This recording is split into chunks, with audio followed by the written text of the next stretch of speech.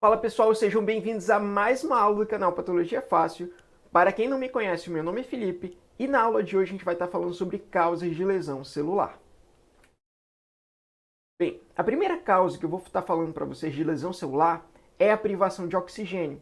Professor, o que é a privação de oxigênio? A privação de oxigênio ela é chamada de hipóxia. Ela vai acontecer sobre diversas condições. Exemplos, professor: pneumonia, tuberculose, qualquer problema pulmonar muito grave, pessoal, pode causar privação de oxigênio. E uma vez que a gente prive as células de oxigênio, elas param de fazer respiração celular. E ao parar de fazer respiração celular, elas param de produzir ATP. E com o passar do tempo, se essa privação de oxigênio não for revertida, né, não tiver a reversão do quadro dessa privação de oxigênio, o paciente acaba morrendo por hipóxia. Só que é importante frisar, tá, para que vocês não confundam hipóxia com isquemia. Isquemia é, sem dúvida, a principal causa de hipóxia. Mas o que é isquemia, professor? Bem, a isquemia ela vai ser a redução do fluxo sanguíneo. Quando é que vai acontecer a isquemia? A isquemia vai acontecer, por exemplo, quando a gente tiver a formação da placa de ateroma. Com a formação da placa de ateroma, a gente tem um bloqueio do fluxo sanguíneo aqui nessa artéria, né? E, portanto, uma vez que a gente pare, né, ou diminua, tem uma obstrução ali do fluxo sanguíneo, a gente também reduz, né, a quantidade de oxigênio que essa artéria consegue levar, por exemplo, até os tecidos. Então, a isquemia leva também a um quadro de hipóxia. Outra causa de lesão celular são os agentes químicos. E dentre os agentes químicos que podem causar lesões celulares, a gente tem agrotóxicos, toxinas, que podem ser inclusive venenos de cobra, ou até mesmo toxinas provenientes de bactérias. A gente tem as bebidas alcoólicas, outras drogas, tanto lícitas quanto ilícitas. Como assim, professor, drogas lícitas? Os medicamentos. Os medicamentos também podem causar lesões celulares. Tanto é que em alguns medicamentos, se você for observar, está lá escrito, ó, se você me tomar, você corre risco de ter pancreatite, corre risco de ter problemas no fígado, mas se você não me tomar, você morre pela patologia que você está. Alguns medicamentos são basicamente assim. Na combustão dos combustíveis fósseis, né, que são utilizados nos carros, a gente vai ter, né, a formação de dióxido de carbono e monóxido de carbono. Se uma pessoa ela acaba ficando presa em um local fechado, com o carro ligado, ela vai morrer. Mas por que ela vai morrer? A principal causa de morte, né, devido ao carro ligado em ambientes fechados, se dá devido ao monóxido de carbono. Porque o monóxido de carbono ele se liga permanentemente dentro de uma proteína que está dentro das hemácias. Que proteína é essa, professor? É a hemoglobina. Como vocês sabem, os eritrócitos eles são as principais células, né? Eles são as células que vão carregar o oxigênio dos pulmões para as células. Só que eles guardam esse oxigênio nessa proteína que é chamada de hemoglobina.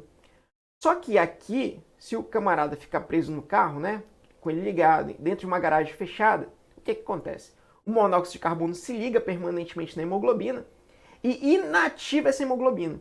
Então, mesmo que esse paciente inspire oxigênio, né, essa hemoglobina não consegue levar esse oxigênio até as células. Então, ele acaba morrendo por privação de oxigênio. Isso aqui, pessoal, acontece muito. As pessoas não sabem que isso acontece. Já vi casos de pessoas que foram para a garagem, né? Ficaram com o carro ligado, com o ar-condicionado ligado, e estavam lá namorando, né? E no outro dia encontraram as pessoas mortas. Por quê? Como o carro estava ligado, com o ar-condicionado ligado, o que acontece? O monóxido de carbono entrou no pulmão delas, inativou a hemoglobina e aí acabou morrendo. Já vi casos também que o cara briga com a mulher e ao brigar com a mulher, né, vai dormir no carro, com o carro ligado e ambiente fechado e também acaba morrendo por causa disso, por causa do monóxido de carbono. Dentre outras causas também de lesão celular, nós temos os agentes infecciosos. E dentre os agentes infecciosos que podem causar lesões celulares, nós temos vírus, nós temos bactérias, protozoários e por aí vai. E é importante frisar aqui também que muitas das vezes não é o próprio micro-organismo que causa a lesão celular. Algumas toxinas também produzidas por eles podem estar causando lesões celulares para as nossas células. Bem, as reações imunológicas também podem causar lesões celulares. Por quê? Já viram uma briga entre o Superman, por exemplo, e Darkseid, né? Quando eles estão lá brigando, o que acontece? A porrada é tão grande que há destruição também da cidade ao redor deles. E a mesma coisa é o nosso sistema imunológico. Quando ele está lá destruindo, por exemplo, as bactérias que estão causando uma infecção, eles vão liberar enzimas digestivas em cima desses patógenos. E ao fazer isso, essas enzimas digestivas podem lesionar o tecido adjacente a esses patógenos que eles estão combatendo, tá? Bem, e nós também temos as doenças autoimunes. Nas doenças autoimunes, as células de defesa, né, elas param de reconhecer, né, elas perdem a capacidade de reconhecer o que é próprio do não próprio. E por isso elas acabam atacando as próprias células do nosso corpo. E por esse motivo, as doenças autoimunes também causam lesões celulares no corpo dos pacientes, né, nas células do paciente. A gente também tem os fatores genéticos. Alguns fatores genéticos podem causar lesões celulares. Muitas das vezes, essas lesões celulares relacionadas aos fatores genéticos são relacionadas porque nas mutações a gente vai ter a modificação de alguma proteína importante para as pessoas. Por exemplo, aqui a gente tem a anemia falciforme. Na anemia falciforme, o que acontece é que a hemoglobina ela tem uma mutação em um único aminoácido. E esse aminoácido faz que a hemoglobina acabe se associando dentro das hemácias, formando uma estrutura extremamente alongada, que faz com que as hemácias adquiram esse formato de foice, esse formato foiciforme. E como esse formato foiciforme é muito alongado, quando essas hemácias em formato de foice vão passar pelos pequenos capilares, elas acabam bloqueando a passagem sanguínea nesses capilares.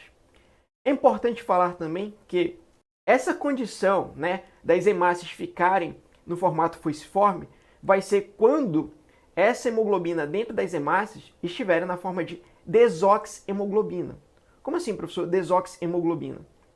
A hemoglobina, quando ela pega o oxigênio, lá nos pulmões, ela fica na forma de oxihemoglobina. Por quê? Tem oxigênio na hemoglobina. Então, quando essa hemácia, né, carregando essa hemoglobina, passa perto dos tecidos, ela libera o oxigênio para os tecidos. Então, a partir do momento em que a hemácia, né, libera o oxigênio para os tecidos, a hemoglobina fica na forma de desoxihemoglobina. E é nessa condição, né, que elas vão ficar na forma de desoxihemoglobina que esses agregados proteicos vão formar dentro da célula e a hemácia vai ficar nesse formato alongado. Outra causa de lesão celular são os desequilíbrios nutricionais. E não é somente de nutrientes, algumas vitaminas também podem causar lesões celulares. Outro fator que é muito importante salientar é que não é somente a falta dos nutrientes que podem causar lesões celulares. Bem, pessoal, o excesso também de alguns nutrientes também podem causar lesões celulares, como é no caso de pessoas obesas, que têm ali hipercolesterolemia, diabetes e por aí vai. Dentre as causas também de lesões celulares, nós temos os agentes físicos. E aqui vai se enquadrar, né, traumas físicos, temperaturas extremas, tanto altas quanto baixas, radiação, choque térmico e até mesmo pressão atmosférica. E por fim, nós temos o envelhecimento celular. Professor, como é que a gente sabe que uma célula está ficando velha? Aqui a gente tem um cromossomo. Nessa região aqui do cromossomo, nessa parte final do cromossomo, nós temos o telômero. O telômero, para quem não sabe, ele diminui a cada divisão celular. Olha só, aqui nós temos a primeira geração de células, o telômero tinha esse tamanho, mas aí, ó, segunda geração, terceira geração, quarta geração de células. Então a gente observou que ao longo dessas gerações, o telômero ele foi diminuindo. Se ela perde totalmente o telômero, o que acontece? Depois de um tempo, ela vai acabar perdendo os genes. E esses telômeros, eles são formados por sequências repetitivas. O que acontece quando a célula está perdendo, né, todo o telômero, ela acaba entrando em apoptose ou até mesmo em senescência. Bem, pessoal, se você gostou da aula de hoje, não esquece de deixar o seu like aqui embaixo, se inscrever no canal caso você não seja inscrito, compartilhar essa aula com seus amigos. E a gente tem a nossa próxima aula, que vai ser sobre tipos de necrose, sobre padrões de necrose tecidual. A gente vai falar sobre necrose caseosa, necrose gordurosa, necrose liquefática e até mesmo sobre necrose gangrenosa. Então, aguardo vocês na nossa próxima aula.